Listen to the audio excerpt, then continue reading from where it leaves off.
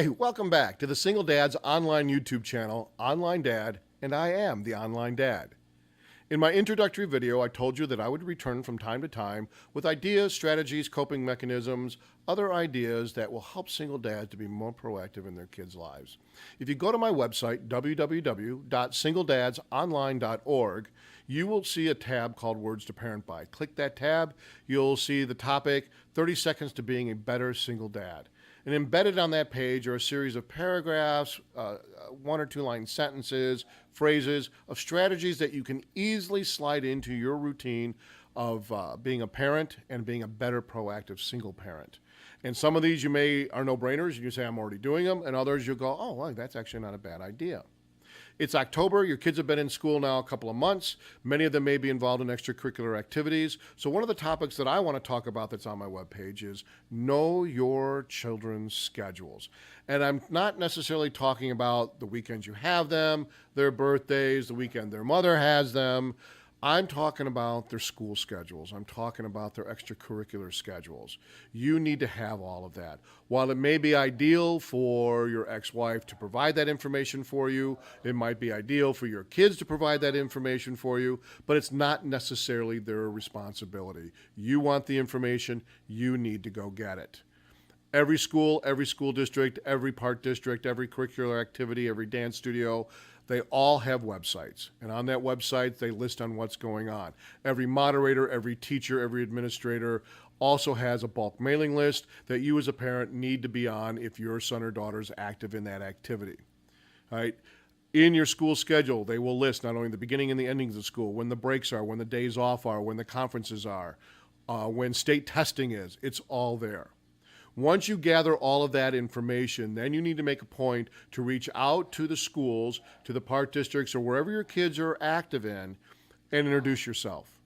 And make sure that you are getting all the information that your ex is also getting. Be prepared. Bring any documentation you need to bring to back up your claims. Unless your divorce decree says something different, you are entitled to the same information your ex-spouse is getting. Ask for it. Don't expect your ex-spouse to say, oh, by the way, here's my ex-husband's contact information. Make sure he gets everything too. You want that information, you need to go get it.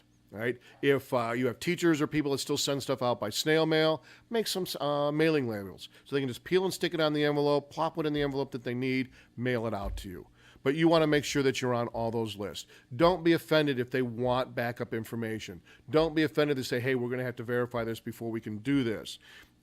Your teachers, administrators, coaches, moderators are charged with protecting your children, and they have to make sure that your children are protected.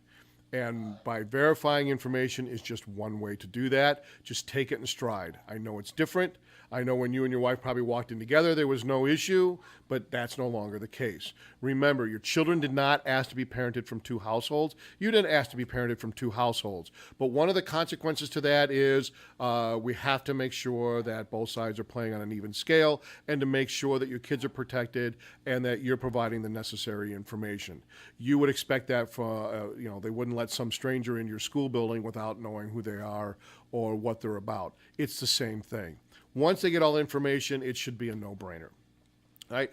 Once you get all that information, you need to immediately sync that to your calendar. Dads, if you're working, you're traveling for work, you work long hours, whether it's hourly, blue collar, white collar, you need to be there for your kids' activities. You need to be there for parent conferences. Ideally, it'd be great if you and their mother could go to the conferences together, but depending on the relationship or depending on your schedule, it may not be possible. But don't let that deter you. Then schedule a conference with that teacher by yourself. Okay? I was a former teacher for 16 years. There were times where I had as many as 4 parents in a room for conferences, and more often than not, I would also do each parent separately. It's a common practice these days. Make sure that you're on that schedule. Once you have everything synced into that schedule, you may notice that some of the weekends that you have your kids, you may have to be driving around to different activities. Now, I know that divorce decrees will usually say that dads are not obligated to take their children to extracurricular activities on their visitation days, but dads, I'm going to caution you to tread that line very lightly. Why that might be your right or your entitlement, that may not be in the best interest for your children. Remember, parenting is not about you, it's about your kids. I know you're exhausted. I know you've worked 12 or 15-hour days and you just want a relaxing weekend with your kids. But if they have a sporting activity or they have an activity they need to attend or a practice, you need to make a point to take an interest in that and take them. All right? That's part of being a parent. It's very frustrating as parents nowadays where they feel I need my me time. I will say to you as a parent, as a single dad raising my son, there is no me time when raising kids. You just got to suck it up and bite the bullet. There will be days that you will have that downtime with your kids. There will be those days that you'll be able just to keep them at home and enjoy them at home.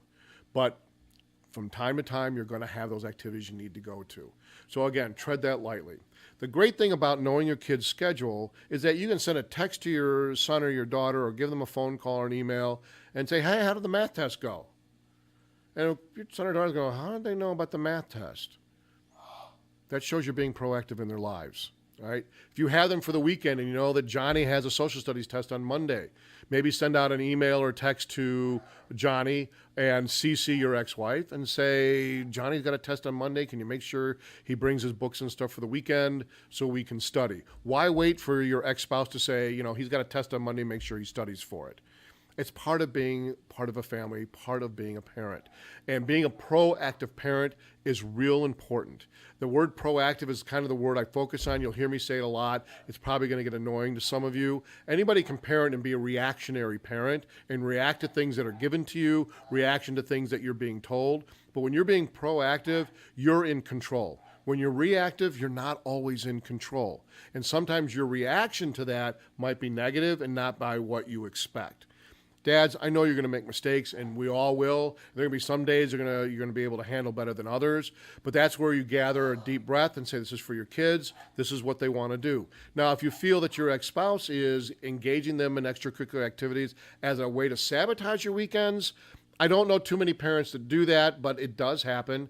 Then you either need to talk to that ex-parent or that ex-spouse, or talk to your attorney.